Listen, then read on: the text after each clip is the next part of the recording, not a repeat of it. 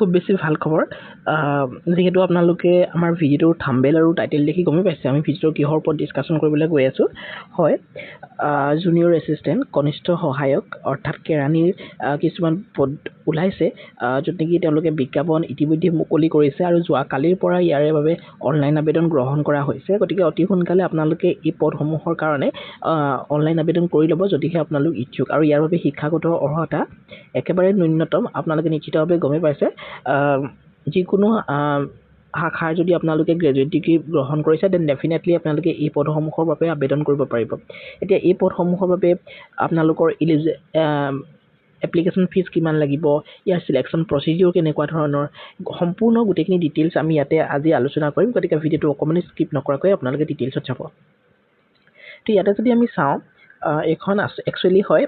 LIC to life যিটো housing finance limited তো তাৰ ফালৰ পৰা তেওঁলোকে পদসমূহ মুকলি কৰিছে ইয়াতে যদি আমি চাওঁ recruitment for junior assistants notifications ইয়াতে তেওঁলোকে মুকলি কৰিছে online applications are invited from eligible candidates who must be an Indian citizen for selection and appointment as junior assistant the vacancies are as under table 1 দিছে চব ইয়াতে আচলতে যিহেতু এইটো এটা চেণ্ট্ৰেল গভৰ্ণমেণ্ট চেণ্ট্ৰেল এটা জব হয় আৰু ইয়াতে তেওঁলোকে ষ্টেট ৱাইজ ভেকেঞ্চিসমূহ উল্লেখ কৰিছে ইয়াতে অৰুণাচল প্ৰদেশৰ ক্ষেত্ৰত গুণ্টুৰ তিৰুপতি বিজয়ৱাড়া এনেকৈ ধৰণে পদ আছে আৰু আমাৰ অসমৰ গুৱাহাটীত কেৱল 3টা পদ আছে যদিও 3টা পদ আছে আপোনালোকে যদি ইচ্ছা কৰে ইয়াতে আবেদন কৰিব পাৰিব আৰু যদি বেলেগ ষ্টেটৰ কাৰণেও আপোনালোকে আবেদন কৰিম বুলি ভাবে তেতিয়া ডেফিনেটলি আপোনালোকে ইয়াতে আবেদন কৰিব পাৰিব টোটেল পোষ্ট ইয়াতে আছে আপোনালোকৰ 180 ইয়াতে আপোনালোকে যদি চাবলৈ যায় টোটেল অল ইণ্ডিয়া কেটেগৰীত আপোনালোকৰ 180টা পদ আছে গতিকে এপ্লাই কৰিব পাৰে খুব বেছি এটা আকৰ্ষণীয় দৰমহা ইয়াতে আপোনালোকে লাভ কৰিব আৰু ইয়াতে কিবা প্ৰাইভেট বা এনেকুৱা ধৰণৰ কিবা বুলি আপোনালোকে ভয় খাব নালাগে LIC কি হয় আপোনালোক সকলোৱে জানে আমাৰ ইণ্ডিয়াৰ কিমান এটা ডাঙৰ কোম্পানী নহয় জানো আৰু তাতে গভৰ্ণমেণ্টৰো ভালেখিনি শ্বেয়াৰ আছে গতিকে ডেফিনেটলি আপোনালোকে যদি বিচাৰে ইয়াতে আবেদন কৰিব পাৰিব ইয়াতে recruitment for the post of the junior assistant is based on city wise vacancies and merit গতিকে আপোনালোকে ইয়াত চাব পাৰে the total number of vacancies increase or decrease depending upon the actual vacancies at the time of the final selection গতিকে ভেকেঞ্চিটো বাঢ়িবও পাৰে কমিবও পাৰে generally কমাৰ চান্সেছ বহুত বেছি কম থাকে গতিকে ধৰি ল'ব পাৰে ভেকেঞ্চি বঢ়াৰ চান্সেছ আছে and availability of successful candidates after the interview The actual postings of selected candidates as per city vacancy will be as per merit drawn. ইয়াতে যদি চাই for junior assistant vacancy state where vacancy exists এইখিনি আপোনালোকে ইমান চাব নালাগে মই directly যিখিনি ইম্পৰ্টেণ্ট মই সেইখিনি আপোনালোকৰ সৈতে ডিছকাশ্যন কৰিম ইয়াতে যিহেতু অসমত কেৱল 3টা পদ আছে গতিকে বেলেগ বেছি পোষ্ট থকা ৰাজ্যৰ ক্ষেত্ৰতো আপোনালোকে আবেদন কৰিব পাৰিব কিন্তু তাতে আপোনালোকে সাজু হৈ থাকিব লাগিব যে ৰিটেন এক্সামটো আপোনালোকে সেইখন ৰাজ্যতে দিবলৈ যাব লাগিব কাৰণ ইয়াতে স্পষ্টকৈ লিখা আছে sub examination state from where candidates will appear for written examination interview state from where candidate will appear for interview ঠিক আছে গতিকে সেইখিনি কথা মই স্পষ্টকৈ কৈ দিছোঁ গতিকে যদি বেলেগ ষ্টেটৰ কাৰণেও আপোনালোকে আবেদন কৰিম বুলি ভাবে তেতিয়া ডেফিনেটলি আবেদন কৰিব পাৰিব বাট আপোনালোকে সেইখন ষ্টেটত গৈ পানি ইণ্টাৰভিউ পৰীক্ষাটো দিবলৈ আপোনালোক সাজু হৈ থাকিব লাগিব কাৰণ ইণ্টাৰভিউ পৰীক্ষাটো খুব সোনকালে হ'বলৈ গৈ আছে candidates are allowed to apply for vacancy only for one city আপোনালোকে কেৱল এখন চিটিৰ কাৰণে আবেদন কৰিব পাৰিব candidate also' to select one state from where she wishes to appear for the examinations, that is examination state. Please note that the state opted under vacancy state and examination state can be different. ঠিক আছে তো next আমি ইয়াতে আলোচনা তো ইয়াতে শিডিউলখন আপোনালোকে চাই ল'ব পাৰে ইয়াতে চব এপ্লিকেশ্যন ষ্টাৰ্ট হৈছে 16 তাৰিখৰ পৰা অৰ্থাৎ কালিৰ পৰা আচলতে ষ্টাৰ্ট হৈছেহে গতিকে অতি সোনকালে আবেদন কৰি লওক কাৰণ পাছলৈ কি হয় যদি সাইটটো ডাউন হৈ যোৱা এটা চান্স থাকে তো এণ্ড ডেট হৈছে 30 এপ্ৰিল তাৰিখে আপোনালোকৰ শেষ হ'ব গতিকে সোনকালে আবেদন কৰি ল'ব আৰু কল লেটাৰ আপোনালোকৰ 7-8-10 দিনৰ আগত আহি যাব এক্সামৰ আৰু এক্সামটো তেওঁলোকে কৈয়ে দিছে জুন মাহতে আপোনালোকৰ এক্সাম হ'ব গতিকে হাতত আপোনালোকৰ গোটাকে এমাহ আছে 1 to 1.5 মাহ আপোনালোকে 45 ডেজ ধৰি লওক 45 ডেজ আপোনালোকে খুব সুন্দৰকৈ প্ৰিপেৰেশ্যন কৰিব পাৰিব 45 ডেজৰ এখন খুব ধুনীয়া প্লেন কৰি লওক যাতে আপোনালোকে খুব সুন্দৰভাৱে প্ৰিপেৰেশ্যন কৰিব পাৰে আৰু ইয়াতে চিলেকশ্যনটো লাভ কৰিব পাৰে Candidates are advised to regularly check the authorized website of LIC. এইখিনি আপোনালোকে চেক কৰি থাকিব, নহ'লেও আমাৰ সৈতে জড়িত হৈ থাকিব, ডেফিনেটলি আমি সহায় কৰিম। এতিয়া ৰিমুনেৰেশ্যন যিটো চেলাৰী হ'ব আপোনালোকৰ, খুব বেছি এটা আকৰ্ষণীয় চেলাৰী, 20,000 টকা আপোনালোকৰ বেছিক পে থাকিব। আৰু এইখিনি চিটি কেটেগৰী ৱাইজ আপোনালোকৰ থাকিব, মানে চিটি ৱাইজ সকলোৰে দৰমহাবিলাক বেলেগ বেলেগ হ'ব পাৰে। গতিকে ইয়াতে বেছিক পেটো সাধাৰণতে গোটেইবোৰৰ কাৰণে সমানে হয়, কিন্তু HR যিটো হাউচ ৰেণ্ট এলাউঞ্চেছ হয়, সেইটো আপোনালোকৰ যদি অকণমান বেছি মুম্বাইৰ দৰে চিটিত পৰে তেতিয়া ধৰি লওক 4,400, আৰু বাকী জেনেৰেল চিটিত পৰিলে 3,600। আদাৰ বেনিফিটছ থাকিব আপোনালোকৰ এই ধৰণে 8,400, মিল কুপন থাকিব এনেধৰণে, আৰু আপোনালোকৰ মিল কুপনো এনেকৈ ধৰণে থাকিব, PF কোম্পানী কণ্ট্ৰিবিউশ্যনছ থাকিব 2,400 টকাকৈ। তো এনেকৈ ধৰণে সকলোবিলাক আপোনালোকে এলায়েঞ্চেছ লাভ কৰিব। আৰু আপোনালোকৰ ইনিচিয়েলি আপোনালোকে মান্থলি 39 to 41,000 42,000 আপোনালোকে ইনিচিয়েলি লাভ কৰিব বুলি ধৰি ল'ব পাৰে। গতিকে পৰৱৰ্তী সময়ত খুব সুন্দৰভাৱে এটা ভাল চেলাৰী আপোনালোকে লাভ কৰিব। ইনিচিয়েলি 42, 41 যদি হয়, ডেফিনেটলি পৰৱৰ্তী সময়ত খুব এটা ভাল চেলাৰী পেকেজ আপোনালোকে লাভ কৰিব, আৰু ইয়াতে ডেফিনেটলি আপোনালোকৰ বহুখিনি সুবিধা থাকে। গতিকে ইয়াতে আপোনালোকে খুব সুন্দৰভাৱে আচলতে আবেদন কৰি ল'ব পাৰে। ঠিক আছে, নেক্সট আমি আলোচনা কৰিম ইলিজিবিলিটি ক্ৰাইটেৰিয়া। ইতিমধ্যে মই কৈ আহিছোঁ ইলিজিবিলিটি আপোনালোকক কি কি লাগিব এডুকেশ্যনেল কোৱালিফিকেশ্যনৰ ক্ষেত্ৰত। ইয়াৰ আগতে আমি এইখিনি কথাও ক'ব লাগিব। এটা চাওক, এই স্পষ্টকৈ কৈছে, in additions to the above mentioned amendments, junior assistants will B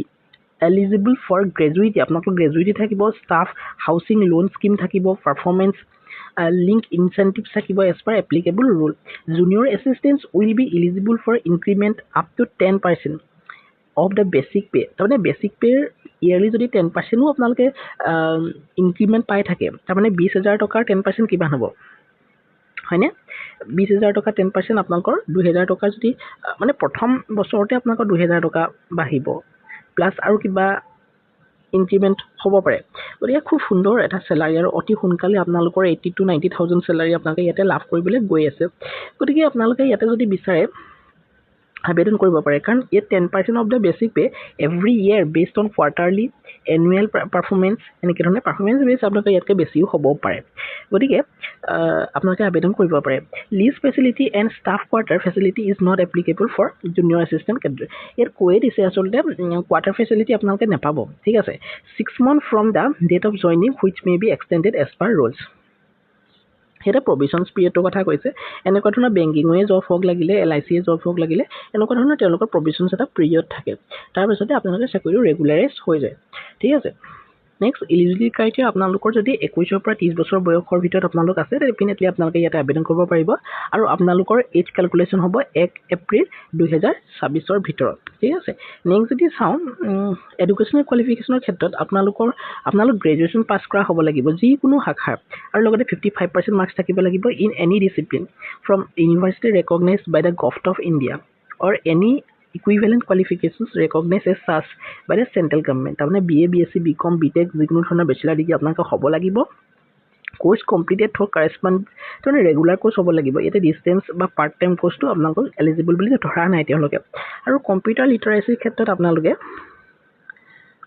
operating আৰু ৱৰ্কিং নলেজ থাকিব লাগিব। তাৰ কাৰণে যদি আপোনালোকে কম্পিউটাৰৰ এখন ডিপ্ল'মা কৰা চাৰ্টিফিকেট আছে দেন ভাল হয়। নেক্সট ৱৰ্ক এক্সপিৰিয়েঞ্চ থাকিলে ইয়াতে দি দিব, ইনক্লুড কৰিব, কাৰণ এইটো প্ৰিফাৰ কৰা হ'ব। আৰু কম্পিউটাৰ স্কিল যদি আছে ডেফিনেটলি ভাল হয়। ঠিক আছে, এতিয়া ইয়াতে এজ লিমিট বুলি কৈ দিয়াৰ লগে লগে অকণমান ৰিলেক্সেশ্যনো আপোনালোকে ডেফিনেটলি পাব। এজ লিমিটটো ইয়াত অকণমান এক্সাম্পল দি দিছে, আপোনালোকে চাই ল'ব। সেইখিনি আৰু মই ডিটেইলছত আলোচনা নকৰোঁ, কাৰণ এনেই ভিডিঅ'টো দীঘল হৈ গৈ থাকিব। যদি কিবা কনফিউজনছ থাকে আমাৰ সৈতে আপোনালোকে কণ্টেক্ট কৰিব পাৰিব, আমাৰ মেইল আইডিটো ডেছক্ৰিপশ্যনত থাকিবই। ঠিক আছে, এইটো চিলেকশ্যন প্ৰচিডিউৰ জুনিয়ৰ এছিষ্টেণ্টৰ কাৰণে এটা অনলাইন এক্সামিনেশ্যন হ'ব। ঠিক SSC GDৰ দৰে, SSC CHSL এনেকুৱা ধৰণৰ, বা SSC MTS এই ধৰণৰ লেভেলতে কুৱেশ্যনসমূহ আহিব। গতিকে খুব সুন্দৰভাৱে প্ৰিপেৰেশ্যনসমূহ কৰক, আৰু তাৰ পাছতে যদি আপোনালোকে ইণ্টাৰভিউ পাছ কৰে, ৰিটেন পাছ কৰে, দেন ইণ্টাৰভিউ এটা আপোনালোকৰ হ'ব। এতিয়া চাওক, অনলাইন এপ্লিকেশ্যনৰ ক্ষেত্ৰত আপোনালোকৰ objective type multiple choice question থাকিব। আৰু টোটেল আপোনালোকক 2 ঘণ্টা সময় দিব কিন্তু মাৰ্কছ থাকিব আপোনালোকৰ 200 আৰু 200টা MCQ থাকিব ইয়াতে ইংলিছ লেংগুৱেজৰ 40টা কুৱেশ্যনছ 40 মাৰ্কছ লজিকেল ৰিজনিঙৰ আহিব 40টা কুৱেশ্যন 40 মাৰ্কছ জেনেৰেল এৱাৰনেছৰ 40টা কুৱেশ্যন 40 মাৰ্কছ আৰু জেনেৰেল এৱাৰনেছ আচলতে স্পেচিয়েলি আপোনালোকৰ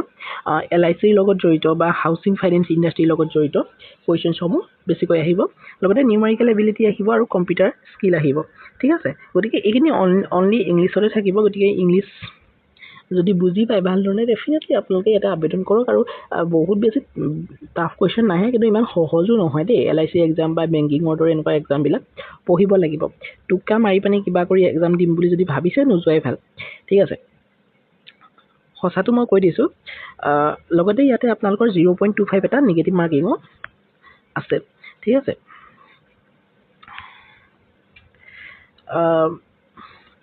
এইধৰণে গোটেইখিনি দিয়া আছে আৰু ইয়াতে ইণ্টাৰভিউ কথাও কিবা কিবি দিয়া আছে মই সেইখিনি পাছত আপোনালোকক ডিছকাশ্যন কৰি দিম যিহেতু এতিয়া ৰিটেনটো আপোনালোকে পাছ কৰিব লাগিব ফাইনেল চিলেকশ্যনৰ ক্ষেত্ৰত the final merit list and selection of the candidates will be done on the basis of the combined marks of the online examination as well as the interview তাৰমানে মেৰিট লিষ্টখন আপোনালোকক প্ৰিপেয়াৰ কৰা হ'ব written টেষ্টটো ভালকৈ দিব লাগিব ইণ্টাৰভিউটো ভালকৈ ধৰণে আপোনালোকে এপিয়াৰ হ'ব লাগিব কাৰণ দুইটাই ইম্পৰ্টেণ্ট হয় ইয়াতে ঠিক আছে তো গতিকে গোটেইখিনি কথা ইয়াতে আলোচনা কৰা হৈয়ে গ'ল ইয়াতে গাইডলাইনছ আছে সেইখিনি ফিজিকেল যিসকল PWDত পৰে আৰু হাউ টু এপ্লাই কেনেকৈ ধৰণে এপ্লাই কৰিব লাগিব ইয়াতে খুব সুন্দৰভাৱে দিয়া আছে মই পাৰিলে আপোনালোকক ষ্টেপ বাই ষ্টেপ দেখাই দিম যদি সময় পাওঁ ইয়াতে আবেদন কৰিবলৈ আপোনালোকে ফটোগ্ৰাফ এখন আপলোড কৰিব লাগিব গতিকে ফটোগ্ৰাফখন কেনেকৈ ধৰণে আপলোড কৰিব লাগিব কেনেকৈ ধৰণে বনাব চাই লওক এতিয়া ছিগনেচাৰ দিব লাগিব capital letters will not be accepted গতিকে ছিগনেচাৰটো কেপিটেল লেটাৰত মৰা নাযায় সাধাৰণতে আৰু লেফ্ট থাম্ব ইমপ্ৰেশ্যনছ দিব লাগিব আৰু এখন ডিক্লেৰেশ্যনছ আপোনালোকে দিব লাগিব ঠিক আছে এইখিনি আপোনালোকে চাই ল'ব ডিটেইলছত ডেফিনেটলি বুজি পাব আৰু আমি পাৰিলে ডেফিনেটলি আমি আপোনালোকৰ কাৰণে সহায় কৰিম ইয়াতে কিন্তু এপ্লিকেশ্যন ফিজটো বহুত এটা হাই এপ্লিকেশ্যন ফিজ গতিকে যদি আপোনালোক নিজে ভাবিছে যে মই প্ৰিপেয়াৰ হৈ আছোঁ কাৰণ 45 ডেজত নতুনকৈ পঢ়ি পানি এক্সাম এটা দিয়াৰ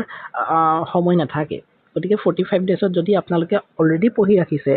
45 ডেজত ৰিভিজনছ কৰিব পাৰে কেৱল LICৰ কাৰণে পঢ়িছিলে বা এনেকুৱা SSCৰ কাৰণে পঢ়িছিলে এনেকুৱা ধৰণৰ কোনো কথা নাই যদি আপোনালোকে যিকোনো এক্সামৰ কাৰণে পঢ়ি আছিলে চিলেবাছ যিহেতু একেই হয় মাত্ৰ LICৰ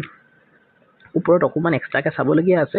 গতিকে 45 ডেজত যদি আপোনালোকে অলপ প্ৰিপেয়াৰ হৈ আছোঁ বুলি নিজকে ভাবিছে দেন এপ্লাই কৰক কাৰণ 800 টকা এপ্লিকেশ্যন ফিজ আৰু পদো বহুত বেছি নাই যিহেতু অসমত আৰু লগতে আপোনালোকৰ ইয়াতে দৰমহাটো ভাল যদি ইচ্ছা কৰে আপোনালোকে আবেদন কৰিব পাৰে ঠিক আছে ইয়াত GST 18% will be charge on application fees ইয়াতে 800ৰ ওপৰত অকণমান যাবগৈ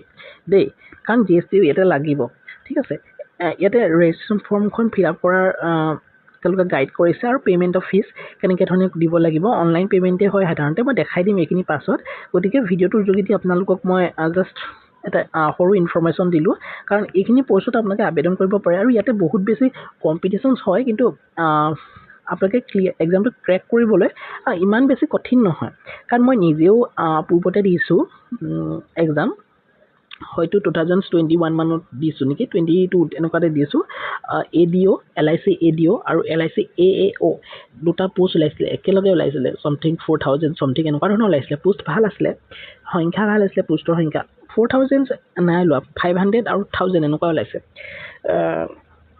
তো তাতে মই AO আৰু ADO দুইটাৰে প্ৰিলিমছ মই ক্ৰেক কৰিছিলোঁ কিন্তু তাতে দুটাকে এক্সাম আছিলে প্ৰিলিমছ মেইনছ তাৰপিছত ইণ্টাৰভিউ তো মেইনছত আচলতে মোৰ ভাল হোৱা নাছিলে বাৰু তথাপিও ইমান বেছি টাফ নহয় মই সেইটো ক'বলৈ বিচাৰিছোঁ AO আৰু ADO যিহেতু মই দুইটাতে প্ৰিলিমছ ক্ৰেক কৰিছিলোঁ চ' ডেফিনেটলি এইটোতো আপোনালোকে ক্ৰেক কৰিব পাৰিব গতিকে খুব ভাল ধৰণে দিয়ক তাৰপিছতে ইণ্টাৰভিউত যাব লাগিব আৰু ইণ্টাৰভিউত খুব সুন্দৰভাৱে আপোনালোকে যাতে চিলেকশ্যন ল'ব পাৰে মই তাৰে আশা কৰিম ঠিক আছে গতিকে ভিডিঅ'টো ইমানেই আছিলে মই ভাবিছোঁ ভিডিঅ'টো আপোনালোকৰ কাৰণে হেল্পফুল হ'ব আৰু ভিডিঅ'টো ডেফিনেটলি যদি হেল্পফুল হ'ব বুলি যদি ভাবিছে ডেফিনেটলি আপোনালোকে চেনেল ছাবস্ক্ৰাইব কৰি বেলখনত টিপি অল প্ৰেছ কৰিব যাতে আহিবলগীয়া ভিডিঅ'সমূহৰ সৈতে আপোনালোক নটিফাই হৈ থাকিব পাৰে